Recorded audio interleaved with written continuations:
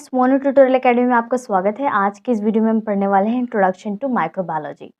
जो हमारा microbiology basically हम जो डिप्लोमा या हम कह सकते हैं बीएससी, जो हमारा बेसिकली टॉपिक है वो हमारा माइक्रोबायोलॉजी है। तो माइक्रो से बेसिकली आप क्या समझते हैं फ्रेंड्स? जो माइक्रो है, ठीक है, माइक्रोबायोलॉजी। तो जो माइक्रो ऑर्गेनिजम्स के बारे में पढ़ते हैं, जो जो आप नेक्ड आई से नहीं देख सकते, ठीक है, उनके बारे में जब हम डिस्कशन करते हैं किसी चैप्टर के अंदर, किसी टॉपिक के अंदर, तो उस टर्म को हम माइक्रोबायोलॉजी कहते हैं। इंट्रोडक्शन टू माइक्रोबायोलॉजी के अंदर हम माइक्रोबायोलॉजी की इंट्रोडक्शन पढ़ेंगे कि माइक्रोबायोलॉजी के अंदर आप क्या पढ़ते हैं और माइक्रोबायोलॉजी क्या है, इसके मतलब माइक्रोबायोलॉजी की स्टडी के अंदर हम क्या क्या डिस्कस करते हैं। तो फ्रेंड्स, आज की वीडियो में हम यह डिस्कस करेंगे introduction to microbiology. Microbiology is the study of all living organisms that are too small to be visible with the naked eye. Friends, क्या है, जो हमारा माइक्रोबायोलॉजी बेसिकली स्टडी है, जो हम लिविंग ऑर्गेनिजम्स की स्टडी करते हैं, ठीक है। लिविंग ऑर्गेनिजम्स जो होते हैं हमारे, बेसिकली हम उसको नेक्ड आई से नहीं देख सकते। तो क्या है कि जो हम माइक्रोबायोलॉजी का जो ऑर्गेनिजम्स का जो स्टडी करते हैं, उसमें जो ऑर्गेनिजम्स हमें नेक्ड आई से नहीं दिख रहे हैं, हम उन पे स्टडी करते हैं, ठीक है। अब फ्रेंड्स, जो हमें माइक्रो ऑर्गेनिजम्स नेक्ड आई से नहीं दिख रहे हैं, आप उनकी स्टडी किस तरीके से करते हैं? माइक्रोस्कोपिक के थ्रू। माइक्रोस्कोपिक में क्या है, जितने भी नैनोमीटर्स हैं, जो बहुत ही छोटे छोटे स्मॉल पार्टिकल्स होते हैं, पार्टिकल्स जैसे कि स्मॉल ले लीजिए आप, कोई लिविंग ऑर्गेनिजम्स ले लीजिए, ठीक है। वह बैक्टीरिया हो गए, वायरसेस हो गए, ठीक है, फंगी हो गए, ये सारे आप माइक्रोस्कोप के ऊपर आप उनको देख सकते हैं, ठीक है। इनमें जो इंक्लूड्स हैं वो आपके बैक्टीरिया हैं, आपका ये आर्किया है, वायरसेस हैं, फंगी है, प्रियॉन्स है, प्रोटोजोआ है, एल्गी है। तो ये सारे जो इंक्लूड है आपके माइक्रोबायोलॉजी लिविंग ऑर्गेनिजम्स के अंदर इंक्लूड है, जिन्हें आप माइक्रोस्कोप के थ्रू देख सकते हो। Microbiology has very close like with curative medicine in regards to the precise diagnostic and the rational treatment of disease which are। इसमें कुछ डिजीज़ हैं, जैसे माइक्रोबियल डिजीज़ हो गया, हमारा पैरासाइटिक डिजीज़ हो गई, तो किसके थ्रू कॉज होता है, हम उसके बारे में भी डिस्कस करेंगे।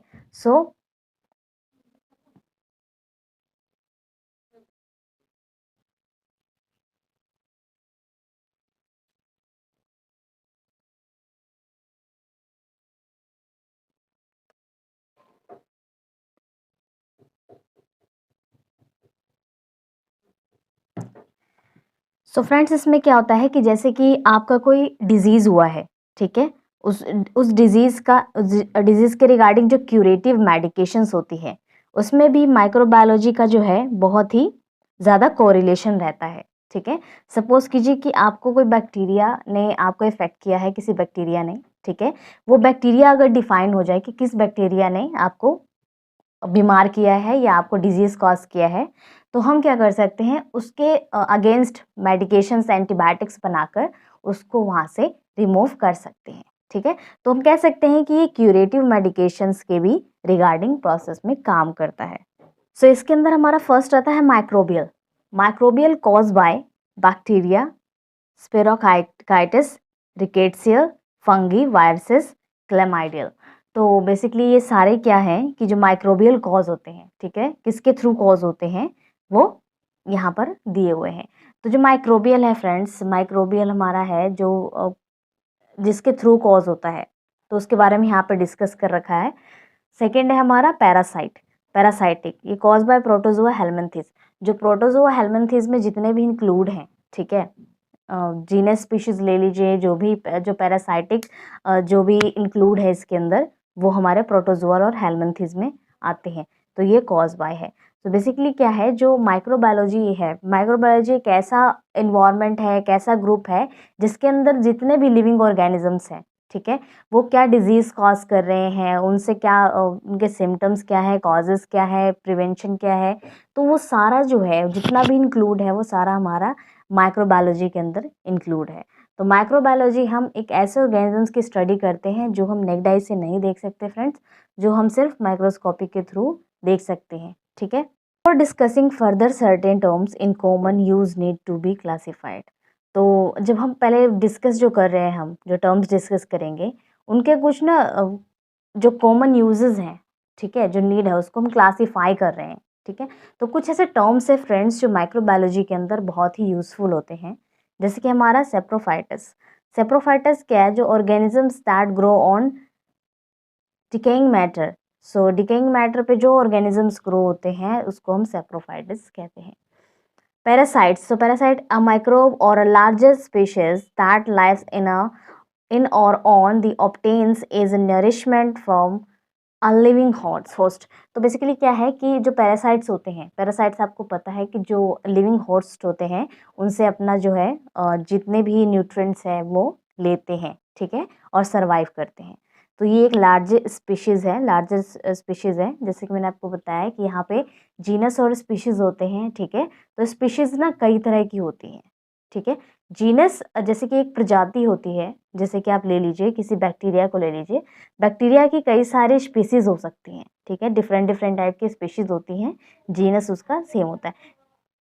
लाइक आप मलेरिया ले सकते हैं, मलेरिया जो है आपको पता है कि एनाफिल्स मॉस्किटो के थ्रू होता है, ठीक है।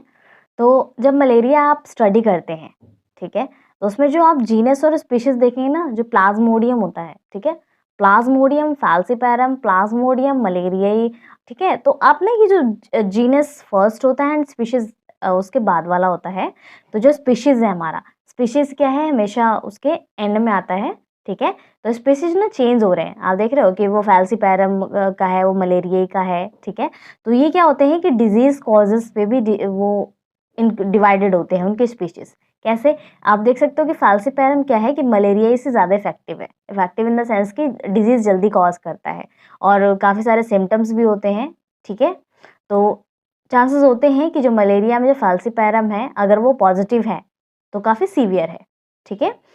पैरासाइट में भी, सो पैरासाइट्स हैं कोमेंसल्स एंड पैथोजेंस। तो दो ही तरह के होते हैं बेसिकली पैरासाइट्स जो होते हैं हमारे, constitute normal floors of body and microbes invading the tissues producing disease. तो कुछ क्या होता है फ्रेंड्स कि कुछ ऐसे होते हैं कमर्शियल होते हैं, कुछ पैथोजेंस होते हैं।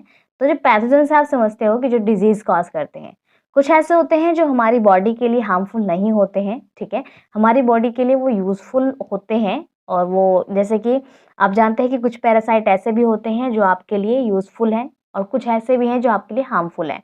तो हार्मफुल आपको पैथोजेंस होते हैं जो पैथोजेनिक होते हैं, ठीक है। तो उनकी स्पीशीज़ जो होती है वो अलग-अलग होती है।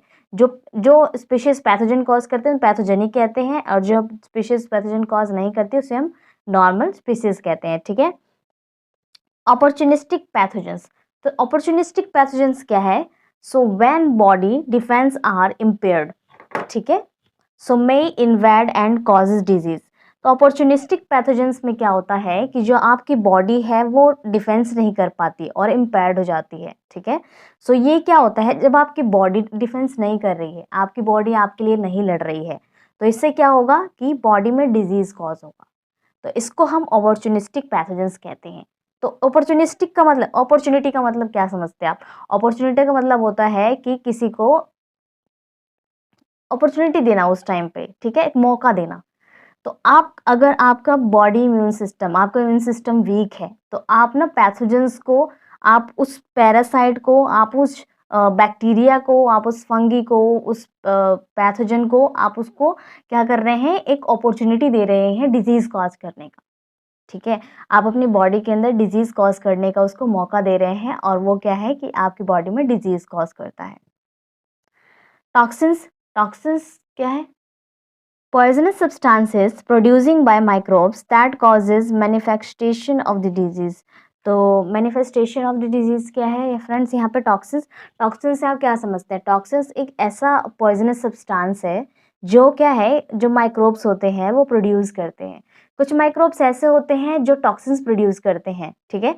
अगर वो क्या होता है, अगर वो जो फॉरेन पार्टिकल है, फॉरेन पार्टिकल आप जो बैक्टीरिया है या माइक्रोब कह सकते हो, माइक्रोब का आप फॉरेन पार्टिकल की तरह ले सकते हैं। जब वो आपकी बॉडी के अंदर एंटर करता है, ठीक है, तो वो क्या करता है कि खुद को डिफेंस करने के लिए, ठीक है, वो क्या करता है, टॉक्सिन्स रिलीज करता है जो आपकी बॉडी को इफेक्ट करते हैं, ठीक है। इन्फेक्शन क्या है? The process of microbial इन्वेशन of the body is called infection. तो जो प्रोसेस होता है, जो माइक्रोबियल प्रोसेस है, ठीक है, जो इन्वेशन के लिए जो बॉडी के थ्रू किया जा रहा है, बॉडी में किया जा रहा है, उसको इन्फेक्शन कहते हैं। तो एक ऐसा प्रोसेस जो माइक्रोबियल के थ्रू किया जाता है। तो माइक्रोबियल क्या करते हैं फ्रेंड्स, आपकी बॉडी के अंदर इन्फेक्शन कॉज करते हैं। सपोज कीजिए कि आप कोई बैक्टीरिया ले सकते हैं, ठीक है। जो बैक्टीरिया है वो क्या करता है, अगर वो आपके रेस्पिरेटरी सिस्टम में है, ठीक है, रेस्पिरेटरी सिस्टम में डिजीज कॉज कर रहा है, तो वो क्या होगा कि आपके रेस्पिरेटरी सिस्टम को डैमेज करेगा, ठीक है। डैमेज करेगा तो आपको क्या है कि अगर आपकी कोई बॉडी पार्ट डैमेज हो रही है तो आपको क्या है कि सिम्टम्स नज़र आने लगेंगे। वो जो सिम्टम्स होते हैं वो, और जो इन्फेक्शन होता है वो क्या होता है, आपकी ब्लड सर्कुलेटरी में आ जाता है। जब ब्लड सर्कुलेटरी में आएगा तो आपका जो सिस्टम है वो प्रॉपर तरीके से वर्क नहीं करेगा, इन्फेक्शन होगा, आपको रैशेस होंगे, आपको वॉमिटिंग होगी, पेन होगा, फटिग होगा, शॉर्टनेस ऑफ ब्रीथिंग होगी। तो कई सारे डिजीजेज ऐसे हैं जो बहुत ही कॉमन होते हैं, ठीक है। कई सारे डिजीज में काफ़ी सारे इन्फेक्शन जो है, या फिर कह सकते हैं कि जो सिम्टम्स है वो काफ़ी ज़्यादा कॉमन होता है। So infection and contagious disease. तो कंटेजियस डिजीज क्या है, infective disease that are readily communicable from person to person. तो कंटेजियस डिजीज इन्फेक्शंस क्या होता है, इन्फेक्शन जो होता है फ्रेंड्स, अगर आपको किसी चीज़ का इन्फेक्शन है, सपोज कीजिए कि आपको ना फ्लू हो गया है, ठीक है, आपको फ्लू है, या कह सकते हैं कि कोई ऐसी डिजीज़ ट्यूबरक्लोसिस, जो हमारा ट्यूबरक्लोसिस है आपको, ठीक है। तो इससे क्या होता है कि जब आप छींकते हैं तो आपके जो मुँह से ड्रॉपलेट निकलती है, आप जानते हैं कि जो थूक होता है, सलाइवा होता है, वो मुँह से निकलता है, ठीक है, ड्रॉप फॉर्म में। तो वो जब किसी अनदर पर्सन के ऊपर पड़ता है, ठीक है, जब उसे इन्हेल करता है कोई दूसरा हेल्दी पर्सन, तो वो भी सिक हो जाता है, बीमार हो जाता है। तो ये एक ऐसा इन्फेक्शन कंटेजियस डिजीज़ है जिसमें क्या होता है कि communicable from person to person, readily होता है, ठीक है। रेडली जो डिजीज है, वो इन्फेक्शन जो है वो बहुत ही जल्दी ही फैल जाता है पर्सन टू पर्सन, तो उसको हम कहते हैं कंटेजियस डिजीज या इन्फेक्शन। सोर्सेज ऑफ इन्फेक्शन क्या है, habitat in which the pathogens ordinarily grow and from which they are disseminated to susceptible host। तो जो हैबिटेट होता है, हैबिटेट से आप क्या समझते हैं फ्रेंड्स, तो इन्फेक्शन के सोर्स क्या होते हैं, जहाँ पर पैथोजेंस रहते हैं, ठीक है, जो हैबिटेट होते हैं जहाँ पे वो रहते हैं, ऑर्डिनरली ग्रो करते हैं जहाँ पर, ठीक है, तो सामान्य रूप से जहाँ पर वो ग्रो करते हैं, जहाँ पे वो रहते हैं, तो वो क्या होता है कि अदर अदर जगह पे, कई सारे और जगह पे भी फैलते हैं। सोर्स क्या होता है इन्फेक्शन का, इन्फेक्शन का सोर्स यही है, सोर्स ऑफ इन्फेक्शन, कि जहाँ पर पैथोजेंस है, माइक्रोबियल है, ठीक है, वो क्या होते हैं कि एक जगह से दूसरी जगह पर स्प्रेड आउट होते हैं। अगर वो स्प्रेड आउट हो रहे हैं तो एक ऑर्गन को अगर डैमेज कर रहे हैं तो ऑब्वियस सी बात है कि वो दूसरे ऑर्गन को भी डैमेज करेंगे, ठीक है, या अपनी क्वांटिटी बढ़ा लेंगे, वो मल्टीप्लिकेशन करेंगे, ठीक है। व्हीकल्स ऑफ इन्फेक्शन, अब जानते हैं कि जो इन्फेक्शन फैलने का जो व्हीकल है वो क्या है, animate objects responsible for transfer of pathogens, example में टावल एंड लाइनर्स। बेसिकली क्या है फ्रेंड्स कि जो लाइनर और टावल्स हमने एक एग्जाम्पल लिया है, वैसे तो बहुत सारी चीज़ें हैं जिसमें जो इन्फेक्शन फैलने के चांसेस होते हैं उनमें काफ़ी ज़्यादा होता है, जो संक्रमण के वाहन होते हैं वो काफ़ी सारी चीज़ें होती हैं, जैसे कि हैंडशेक हो गया, सेक्सुअल कॉन्टैक्ट हो गए, आई फेस टू फेस कॉन्टैक्ट हो गया आपका, ठीक है, किसिंग हो गई, हग हो गया, साथ में खाना खाना हो गया, काफ़ी सारी चीज़ें हैं जिसके थ्रू, इन्वायरमेंट हो गया, एयर हो गया, तो काफ़ी सारी ऐसी डिजीज़ेज़ हैं जो इनसे फैल सकती हैं। तो हम कह सकते हैं जो बेसिकली जो ट्रांसफ़र में इन्फेक्शन कॉज़ करने के लिए जो रिस्पॉन्सिबल होते हैं, जैसे कि आप किसी हॉस्पिटल में हैं, ठीक है, तो जो नोज़ोकोमियल इन्फेक्शन होता है, वहाँ पर जो हॉस्पिटल की चीज़ें हैं अगर वो फ्रेशली नहीं है, वॉश्ड नहीं है, तो उससे भी इन्फेक्शन फैलते हैं। तो काफ़ी सारी चीज़ें हैं जिससे इन्फेक्शन फैल सकता है। वेक्टर्स, वेक्टर्स क्या होते हैं, living organisms which transmit disease. तो जो लिविंग ऑर्गेनिजम्स होते हैं वो क्या डिजीज़ ट्रांसमिट करते हैं, और microbes are able to grow in the vector. जो माइक्रोब्स होते हैं वो क्या करते हैं, वेक्टर में ग्रो करने के लिए एबल होते हैं। तो जो वेक्टर क्या है यहाँ पे एक जो वेक्टर है वो क्या करता है, एक इन्वायरमेंट प्रोवाइड करता है माइक्रोब्स को ग्रो करने के लिए। तो उनको वो न्यूट्रिएंट्स मिल जाते हैं वेक्टर के पास जो उनको चाहिए होते हैं, ठीक है। जूनोसिस क्या है, zoonosis infectious prevalent primarily in animal and accidentally in transmitted from animal to man but not bad। तो क्या होता है जूनोसिस के अंदर, क्या होता है जो इन्फेक्शियस होता है, ठीक है, जो इन्फेक्शियस प्रिमरली जो एनिमल्स होते हैं वो क्या होता है कि वो एनिमल टू मैन के अंदर इन्फेक्शन ट्रांसफर कर देते हैं। सपोज कीजिए कि आपने ना कोई पालतू जानवर पाल रखा है, वो क्या करते हैं ज़मीन से ज़्यादा अटैच होते हैं, जो कुछ ऐसे पालतू पेट्स होते हैं जो ज़मीन से ज़्यादा अटैच होते हैं और ज़्यादातर इन्फेक्शन क्या होते हैं ज़मीन पर ही होते हैं, ठीक है। तो वहाँ से इन्फेक्शन को पिक कर लेते हैं सोइल के थ्रू, या कह सकते हैं आप किसी कंटामिनेशन जगह पे चले गए हैं जहाँ पर सोइल में कंटामिनेशन है, ठीक है, तो वहाँ से उन्होंने वो पिक कर लिया, ठीक है। तो उसको आप टच करेंगे, उसको आप अपने साथ रखेंगे, ठीक है, तो क्या होगा कि वो ट्रांसफ़र हो सकता है आपके अंदर। तो अगर आपको कोई डिजीज़ हुई है, ठीक है, सपोज़ कीजिए कि आप इन्फेक्टेड एनिमल के कॉन्टैक्ट में आ चुके हैं और आपको कोई डिजीज़ हुई, बट आपसे किसी एनिमल में नहीं फैलेगा, आप किसी पर्सन टू पर्सन उस डिजीज़ को ट्रांसफ़र कर सकते हैं, बट एनिमल में दोबारा ट्रांसफ़र नहीं कर सकते, ठीक है। सो ये होता है zoonosis. Exogenous infection, endogenous infection. Exogenous का मतलब आप समझते हैं और एक्सोजीनस भी समझते हैं फ्रेंड्स। तो हमारा जो एक्सोजीनस इन्फेक्शन है, इन्फेक्शन फ्रॉम एक्सटर्नल सोर्स। अब जो एक्सोजीनस है वो जो इन्फेक्शन होगा वो क्या होगा, एक्सटर्नल सोर्स से इन्फेक्शन होगा। एक्सटर्नल सोर्स यानी इंटरनली नहीं है। और एंडोजीनस इन्फेक्शन क्या होगा, infection due to opportunistic invasive of tissue by a commensal. जैसे कि मैंने आपको बताया कि जब आप अपॉर्चुनिस्टिक अपॉर्चुनिस्टिक क्या होता है कि जब आप उनको मौका देते हैं, अपॉर्चुनिस्टिक पैथोजेंस होते हैं, ठीक है, वो कौन होते हैं, एंडोजीनस इन्फेक्शन होते हैं। जब आपका इम्यून सिस्टम वीक हो जाता है तब वो अपना काम शुरू कर देते हैं, ठीक है। और एक्सोजीनस में एक्सटर्नल सोर्स से जो इन्फेक्शन होता है। नोज़ोकोमियल इन्फेक्शन, मैंने आपको बताया कि जो नोज़ोकोमियल इन्फेक्शन होता है वो हॉस्पिटल इन्फेक्शन होता है। तो नोज़ोकोमियल इन्फेक्शन ये ज़्यादातर जो है पेंडेमिक कंडीशन होती है उस टाइम पर बहुत ज़्यादा फैलता है, ठीक है। तो नॉर्मली जो हॉस्पिटल इन्फेक्शंस है उनके बारे में आप जानते हैं।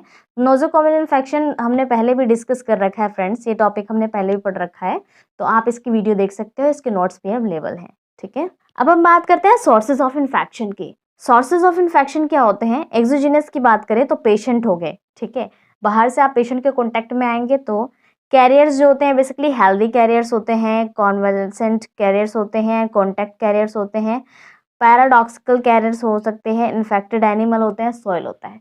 तो पेशेंट और कैरियर ऐसे हैं जिनके थ्रू इन्फेक्शन फैल सकता है, ठीक है, वो हमारे एक्सोजीनस है। एंडोजीनस में क्या है, बाउल जैसे कि E coli, nasopharynx, pneumococcus and skin staphylococcus albus and nostril staphylococcus aureus.